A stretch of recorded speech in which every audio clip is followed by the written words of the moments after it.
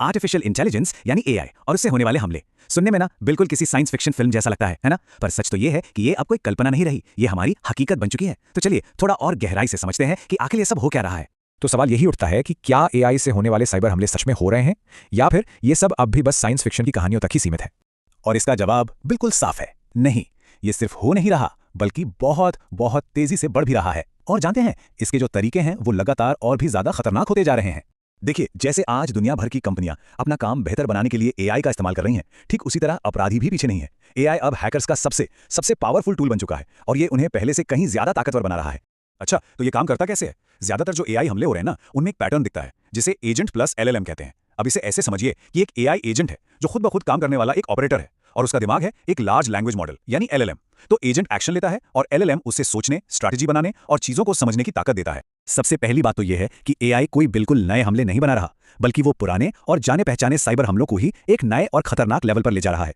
वो तरीके जिन्हें हम सब पहचानना सीख चुके थे, एआई की वजह से अब उन्हें पकड़ना लगभग नामुमकिन सा हो गया है। अरे फिशिंग ईमेल्स का ही उदाहरण ले लीजिए ना। हमें क्या सिखाया गया था कि खराब ग्रामर देखो, स्पेलिंग की गलतियां देखो, लेकिन एआई से बनी फिशिंग ईमेल्स में भाषा एकदम परफेक्ट होती है। और तो और ये सोशल मीडिया से जानकारी निकालकर इतने ज्यादा पर्सनलाइज्ड होते हैं कि असली और नकली में फर्क करना ही मुश्किल हो जाता है। ये मामला कितना गंभीर है इसका अंदाजा आपको आईबीएम के एक एक्सपेरिमेंट से लगेगा। एक साइबर सिक्योरिटी एक्सपर्ट को एक असरदार फिशिंग ईमेल बनाने में पता है कितना टाइम लगा? 16 घंटे। और वहीं एआई ने सिर्फ 5 मिनट में लगभग उतना ही असरदार ईमेल बनाकर तैयार कर दिया। अब जरा सोचिए, अपराधी इस स्पीड से कितने बड़े पैमाने पर हमले कर सकते हैं।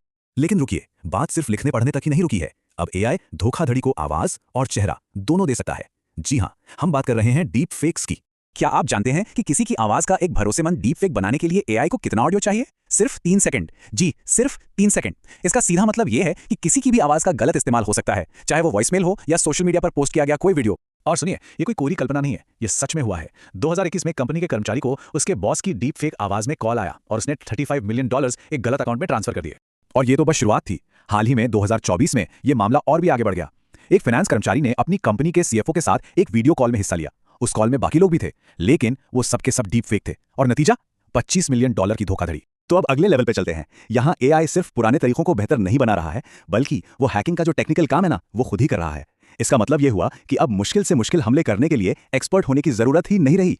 उदाहरण के लिए ब्रूट फोर्स एआई जैसे सिस्टम को ही देख लीजिए। ये एआई एजेंट 95% सटीकता के साथ वेबसाइट्स पर लॉगिंग पेज अपने आप ढूंढ लेता है। फिर ये पासवर्ड स्प्रेइंग जैसी तकनीक का इस्तेमाल करता है, मतलब एक ही कॉमन पासवर्ड को कई सारे अकाउंट्स पर ट्राई करता है ताकि अकाउंट लॉक ना हो। और ये सब बिना किसी इंसान की मदद के होता है। अब हैकिंग की दुनिया में एक और जरूरी चीज को समझते हैं जिसे कहते हैं एक्सप्लॉइट। देखिए, जब भी किसी सॉफ्टवेयर में कोई कमजोरी मतलब वल्नरेबिलिटी का पता चलता है तो उसे एक सीवीई नंबर दिया जाता है। एक्सप्लॉइट बस वो कोड होता है जो उसी कमजोरी का फायदा उठाकर सिस्टम के अंदर घुस जाता है। पहले क्या होता था, ये एक्सप्लॉइट कोड लिखने के लिए बहुत ही माहिर हैकर्स की जरूरत पड़ती थी, लेकिन अब सीवी जीनी जैसे एआई सिस्टम को बस उस कमजोरी का पब्लिक डॉक्यूमेंट दिखाना होता है और वो 51% मामलों में अपने आप काम करने वाला एक्सप्लॉइट कोड लिख देता है। और सबसे हैरानी की बात, ऐसा एक एक्सप्लॉइट बनाने का खर्चा $3 से भी कम है। इसका मतलब साफ है, बेहद शक्तिशाली साइबर हथियार अब लगभग मुफ्त में हर किसी के लिए मौजूद हैं, भले ही उन्हें कोडिंग का भी ना आता हो। और अब हम इस कहानी के सबसे खतरनाक मोड़ पर पहुंच गए हैं। पूरी तरह से ऑटोनॉमस एआई आक्रमणवर। ये वो एआई एजेंट है जो शुरू से लेकर आखिर तक पूरे हमले की प्लानिंग कर सकते हैं और उसे अंजाम भी दे सकते हैं। एआई से चलने वाला रैंसमवेयर इसका एक बहुत बड़ा उदाहरण है। ये एआई एजेंट क्या करता है? सबसे पहले सिस्टम में सबसे कीमती डेटा ढूंढता है, फिर ये एक कस्टम एन्क्रिप्शन कोड बनाता है जो हर बार अलग होता है ताकि कोई एंटीवायरस उसे पकड़ ना पाए।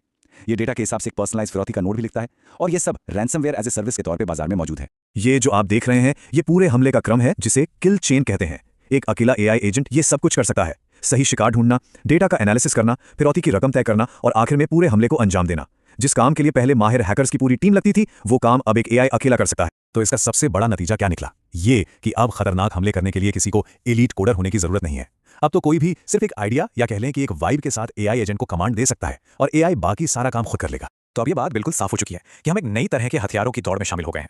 ये एक ऐसा नया युद्ध का मैदान है जहां हमला करने वाले और बचाव करने वाले दोनों ही एआई का इस्तेमाल कर रहे हैं। इस पूरी चर्चा का निचोड़ बस इतना है, गलत हाथों में एआई हमले लगातार बेहतर, तेज और सस्ते होते जा रहे हैं और ये एक ऐसी सच्चाई है जिसका सामना हम सबको करना ही होगा। तो फिर सवाल यह है कि इसका मुकाबला कैसे करें? जवाब भी एआई ही है। इन नए और खतरनाक खतरों से लड़ने का एकमात्र तरीका है कि बचाव के लिए भी एआई का ही इस्तेमाल किया जाए। हमलों को रोकने के लिए, उनका पता लगाने के लिए और उन पर एक्शन लेने के लिए एआई का इस्तेमाल करना अब कोई ऑप्शन नहीं बल्कि एक जरूरत बन गया है। आखिर में ये सारी बात एक सीधी सी चीज पर आके रुक जाती है। ये लड़ाई है अच्छे एआई और बुरे एआई के बीच, और हम सबको मिलकर ये पक्का करना होगा कि इस लड़ाई में जीत अच्छे वाले एआई की ही हो।